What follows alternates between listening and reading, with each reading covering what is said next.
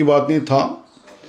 सरकार भी बनी, सरकार चली भी और बहुत कामयाबी के साथ सरकारें चली, लेकिन वो गठबंधन मेरा ख्याल है तब तक ही था जब तक कि मुलायम सिंह यादव जी के पास में सरकार थी।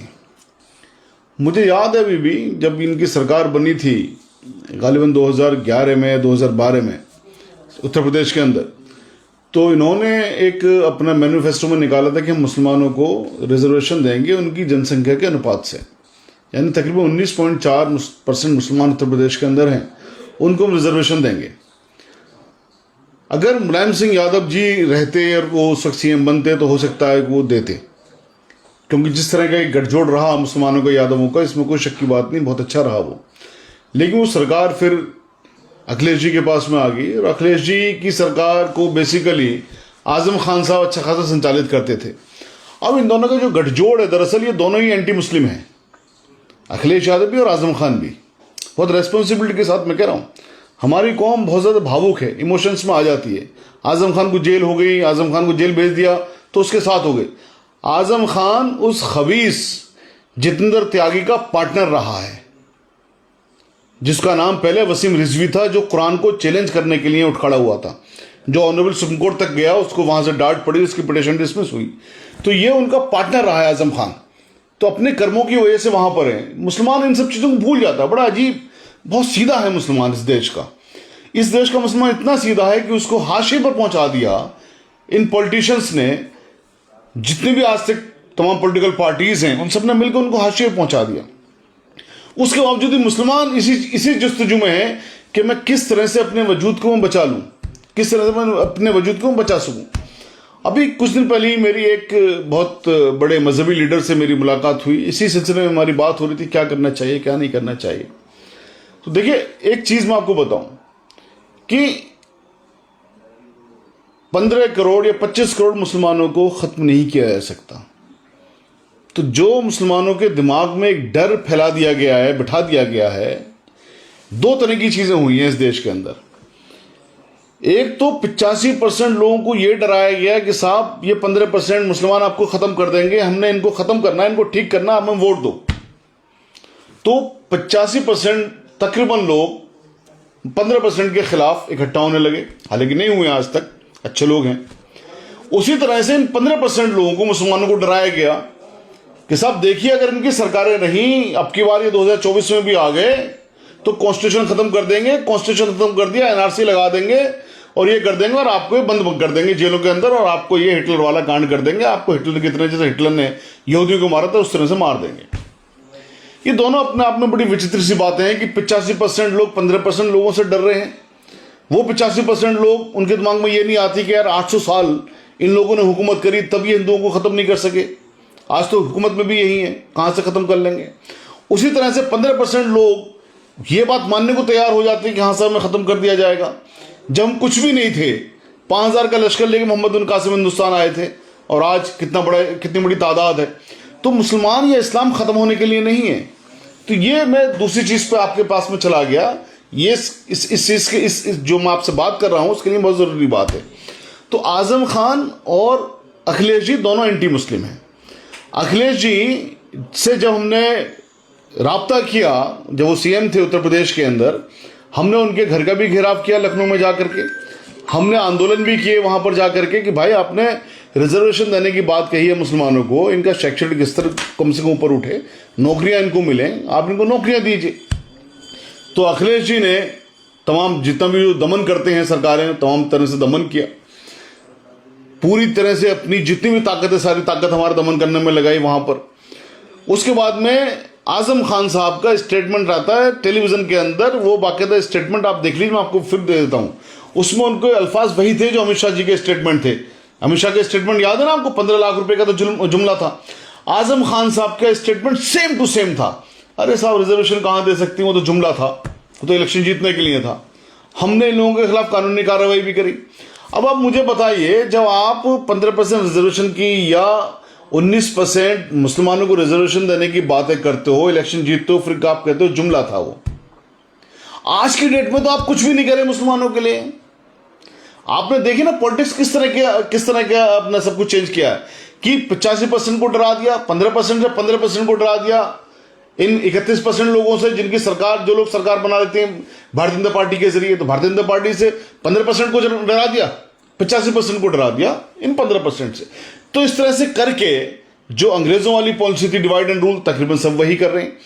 मेरठ की सीट, मुरादाबाद की सीट, ये दोनों सीट ऐसी हैं जहां से कि पहले भी मुस्लिम एमपी रहे हैं, शाहिद मंसूर साहब रहे हैं, मोहसिना किदवई रही हैं, ऐतिहासिक सीट है मेरठ की।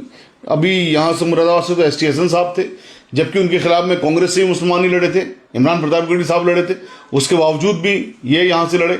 और यहाँ पर इन दोनों सीटों पर आपको बता दूं मैं, यहाँ पर यादव वोट नहीं है, नगण्य है, ना के बराबर है। 2-4-5 हज़ार होंगे तो होंगे, बिल्कुल नहीं है एक तरह से। तो उसके बावजूद भी जब वहां से ये लोग जीत के आए, मुसलमान कैंडिडेट जीत के आए, समाजवादी के टिकट से जीत के आए, उसके बाद समाजवादी ने इन दोनों सीटों से जो गैर मुस्लिम चेहरे को लेके आ रही है, वो क्यों लेके आ रही है कि साहब ये देखिए आप, हम जिन गैर मुस्लिम को लेके आ रहे हैं इसलिए चूंकि मुसलमान नहीं जीतेगा, और मुसलमान नहीं जीता अगर और बीजेपी जीत गई तो ये लोग कॉन्स्टिट्यूशन बदल देंगे। इन दोनों सीटों के लिए कॉन्स्टिट्यूशन चेंज हो जाएगा क्या? आप सोचिए ना कि जो 84 सीट हमारे देश के अंदर ऐसी हैं जहां पर हम जिता सकते हैं या किसी को हरा सकते हैं, उन 84 सीटों में से भी अगर आपका पत्ता बिल्कुल काट दिया जाएगा, जीरो कर दिया जाएगा, राज्यसभा में आपको लेंगे नहीं, मंत्री आपको बनाएंगे नहीं, आप इलेक्टोरल माध्यम से जीत के जाएंगे नहीं डेमोक्रेटिक तरीके से, तो आप तो खत्म ना। इस्लाम किसी भी तरह से ऐसा मजहब नहीं है, या इस्लाम के मानने वाले ऐसे नहीं हैं कि वो देश को तोड़ने की बात करें, वो तो देश के साथ वफादारी की बात करते हैं। एक सवाल ये है कि कहा जाता है कि मुरादाबाद में एसटी हसन जीत नहीं सकते थे, उन्होंने काम नहीं किया था, उनके बारे में रिपोर्ट अच्छी नहीं थी, इसलिए बिजनौर से रुचि वीरा को भेजा गया। मतलब देखिए, मुरादाबाद की जो भी कुछ स्थिति है, अगर वहां से काम नहीं किया तो मैं आपसे वही अल्फाज में दोबारा कह रहा हूं, वो बिजनौर की रुचि वीरा क्या मुरादाबाद में आके काम कर रही थी? अगर ये ग्राउंड है कि साहब एसटी हसन साहब ने वहां पे काम नहीं किया, मैं एसटी हसन साहब का पैरोकार नहीं हूं, मैं समाजवादी पार्टी का स्पोक्स पर्सन नहीं हूं, मैं पहले बता रहा हूं इस बात को कि मेरे इस बात को जो मैं आज आपसे बात कर रहा हूं इस तरह से कंस्ट्रू न किया जाए कि मैं एसटी हसन साहब की वकालत कर रहा हूं। मैं वकालत कर रहा हूं उन मुसलमानों की जिनको आपने बिल्कुल हाशिए पर डाल दिया है, और मेरा ये फर्ज है वकालत करना, अपनी आखिरी सांस तक मैं इनकी वकालत करता रहूंगा, मैं चाहे वो पार्टी किसी के भी हों। अब आप सोचिए ना कि रुचि वीरा जो बिजनौर की हैं, वो क्या मुरादाबाद में आकर उन्होंने काम किया था? तो यहां पर आप अंदर से अगर देखा जाए, अंदर से इनकी और भारतीय जनता पार्टी की क्या सेटिंग है, क्या नहीं है, तो ये बताएंगे। लेकिन जो अपेरेंटली रीजन दे रहे हैं कि साहब मुसलमान जीत नहीं पाएंगे, ऐसे माहौल में 5 साल पहले भी ऐसा ही माहौल था तकरीबन, और वहां पर उस वक्त में मुरादाबाद में न सिर्फ इमरान प्रतापगढ़ी लड़े थे कांग्रेस से, बल्कि एमआईएम के भी एक कैंडिडेट लड़े थे, और एमआईएम की वहां पर जो मीटिंग हुई थी, ऐतिहासिक मीटिंग थी, 5 लाख तकरीबन उसमें लोग शामिल हुए थे। उसके बावजूद भी लोगों ने एसटी हसन पे यकीन किया, यानी समाजवादी पे यकीन किया, उन्होंने एक तरफा वोट दिया। और समाजवादी पार्टी अगर किसी मुसलमान को टिकट दे देती है तो उनको अब समाजवादी पार्टी को इतना डर लग रहा है कि उसको वोट नहीं मिलेगा। तो ये दरअसल रीजन क्या है कि इसके पीछे का बड़ी समझिए कि वो अगर यहां पर मुसलमानों को टिकट दे देंगे तो अपने यादवों से वोट फिर कैसे मांगेंगे? तो यादवों को ये बताना चाहते हैं कि साहब हम में और भारतीय जनता पार्टी में कोई फर्क नहीं है। अगर भारतीय जनता पार्टी ने मुसलमानों को ठीक करने का ठेका लिया तो हमने भी ठीक करने का ठेका ले लिया, देखो हमने टिकट काट दिए इनके। आरोप तो यह है कि आजम खान के इसके पीछे हैं और रुचि वीरा आजम खान की करीबी है। सर ऐसा है, आजम खान इसके पीछे हैं या अखिलेश जी इसके पीछे हैं? आप पीछे की पॉलिटिक्स को जरा समझिए। ना तो आपके सामने आजम खान साहब ने सिफारिश करी है, ना अखिलेश जी ने आपके सामने सब कुछ किया है। इसके पीछे की जो अपरेंट पॉलिटिक्स है वो सिर्फ और सिर्फ ये है कि एक पार्टी ने मुसलमानों को हाशिए पर डाला, बाकी सारी पार्टियां मुसलमानों को दफनाने के काम में लग गई हैं कि आपने इनको हाशिए पर डाल दिया, लीजिए साहब उनको दफना देती। मुझे बताइए, अगर आजम खान वाला मैटर है तो आजम खान के पास में क्या कोई मुस्लिम चेहरा नहीं था? आजम खान ने तो अभी तक अपना मजहब चेंज नहीं किया है ना, वो तो जितने त्यागी की तरह कोई से त्यागी नहीं बने ना, तो वो भी तो किसी मुसलमान को लेके आ सकते थे। तो आप सोचिए ना किस तरह से अपना आपको ये लोग एक्सपोज कर रहे हैं। अगर आजम खान भी रुचि वीरा को वहां से लेके आ रहे हैं तो आजम खान में, समाजवादी पार्टी में और भारतीय जनता पार्टी में फर्क क्या है फिर? एक पार्टी ने आपको हाशिए पे डाला, दूसरी पार्टी आपको दफनाने में लग गई और आपने सिर्फ दफन और कफन का इंतजाम करने में लगे हुए हो।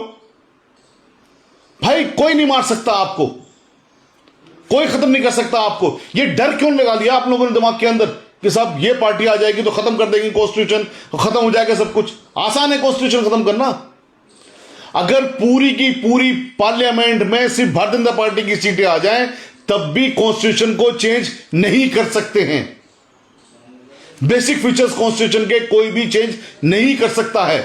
सारी की सारी सीटें अगर इनकी भी आ जाए भारतीय जनता पार्टी की, और अभी कम थी क्या, राज्यसभा के अंदर भी इनकी मेजोरिटी थी, सेकंडों के अंदर इन्होंने बिल पास करवाई नहीं करवाई, 370 खत्म करी नहीं करी। मजाक बात थी क्या? ये जो डर लगाया गया ना दिमाग के अंदर, अभी एक हमारे मुस्लिम एक्स एमपी साहब का भी बयान आ रहा था कि साहब बड़ा मुश्किल माहौल है, 1952 जैसा हालात है, मुसलमानों को बड़े ऐसे कदम उठाने चाहिए। मैं सवाल पूछता हूं, मैं वकील हूं, मुझे कोई वकील अगर ये बता दे कि मैं ये बात गलत कह रहा हूं, किसी के बाप में ताकत नहीं है इस देश के कॉन्स्टिट्यूशन को कोई चेंज कर ले, बेसिक फीचर्स को चेंज कर ले, कोई चेंज नहीं कर सकता। ये डर जो मुसलमानों के दिमाग में बिठा दिया गया है कि भारतीय जनता पार्टी को हरा लो, भारतीय जनता पार्टी को हराने के लिए चाहे वो आपको अपनी मुसलमान सीटें ही गंवानी पड़े।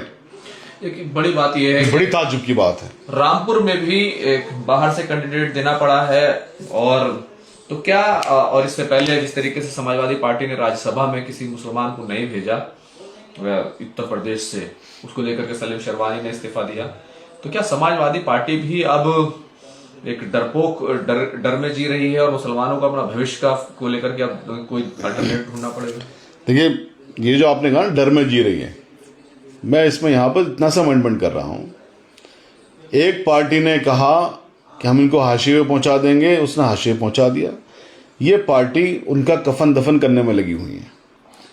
ये पार्टी डरी हुई पार्टियां नहीं है, ये पार्टी मुसलमानों के अब कफन दफन का इंतजाम कर रही है कि उन्होंने हाशिए पहुंचा दिया, अब तो आपको अपना कुछ ना कुछ इंतजाम करना ही पड़ेगा। अब तो आपको देखिए, पॉलिटिकल पार्टी बनाना मजहब के बुनियाद पर बिल्कुल सही नहीं है, ठीक है, लेकिन इस देश के जितने भी लोग हैं, इस देश के जितने भी लोग हैं उनके लिए पॉलिटिकल पार्टियां बनती हैं। बल्कि नाम से, जैसे आपके हैदराबाद वाली जो पार्टी है मजलिस इत्तेहादुल मुस्लिमीन, नाम से मुसलमान पार्टी है, शिवसेना है, नाम से हिंदू पार्टी है, ठीक है, इस तरह की पार्टियां हैं। ये कानूनन सही नहीं है, लेकिन फिर भी ये पार्टियां हैं। वोट लेने के लिए आपको सबके पास जाना पड़ेगा, वोट लेने के आप सबके पास जाएंगे। लेकिन जिस तरह की पॉलिटिक्स चल रही है कि साहब अब भारतीय जनता पार्टी को मुसलमान वोट नहीं करेगा, कांग्रेस को या समाजवादी पार्टी को या जो दूसरी नाम निहाज सेक्युलर पार्टी है उनको कोई भी कम्युनल आदमी वोट नहीं करेगा। तो इस तरह की जो चीजें हैं, यहां पर एक जो आज गैप क्रिएट हो गया है, वो गैप आपके लिए एक वरदान का काम कर सकता है।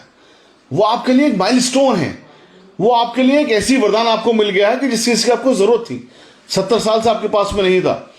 इस गैप को आप आराम से भर सकते हैं।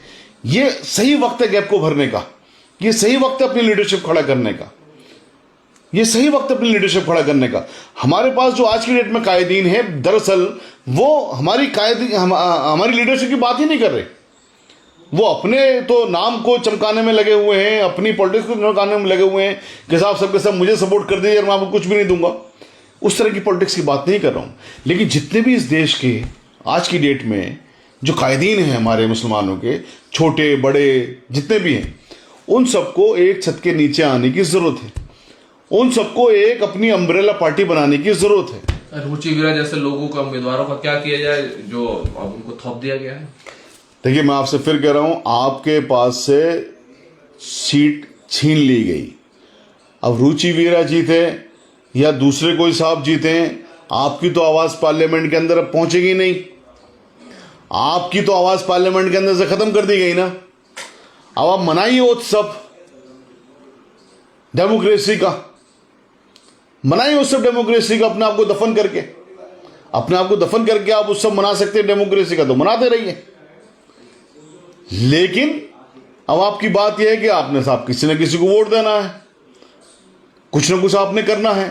तो जितने भी लोग हैं वहां के, मुरादाबाद के लोग समझदार लोग हैं, उन्हें पता है उन्होंने क्या करना है क्या नहीं करना है, लेकिन इस बात का अफसोस हमें बंदोबस्त कर दिया गया है। आज की डेट में भी देर नहीं हुई, अभी भी तमाम जो हिंदुस्तान के जितने भी छोटे बड़े गांव पे आ जाएं तो अभी वहां से अपनी लीडरशिप दे सकते हैं।